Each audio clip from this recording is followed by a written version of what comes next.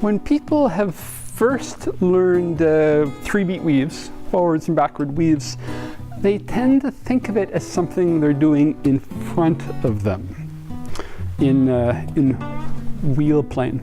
And that's reasonable. That's sort of an inevitable way to start. It'll open up more possibilities if you're able to also think of a weave as something that's happening on wall plane on either side of you.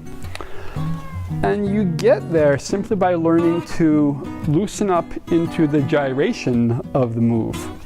So when you're doing the weave, fish you for a sec, inevitably you're turning back and forth. You're gyrating. I want to call it gyrating with the movement. So what you want to do is just really, day by day, slowly, learn to let your shoulders and your whole body follow the crossing more and more. And it helps actually if you bring your hands closer to your chest.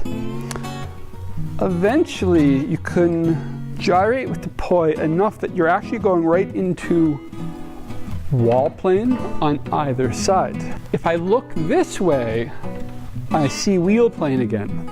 But if I look to you, look away, look to you, on either side of me, I can have the perspective of it being a wall plane. That's where I can do a lockout. A lockout just means I open my arms a little bit and let the poi keep going. I have to choose. One poi has to be closer to me than the other one. And this position opens up a whole lot of poi moves. Some of them are advanced. So for instance, I could do an air wrap. Of course, I can do my windmills. I can start to play with isolations and pops.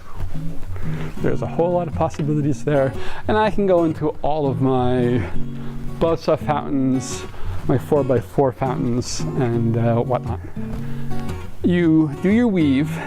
First, just notice that, look at your shoulders, you're already gyrating back and forth.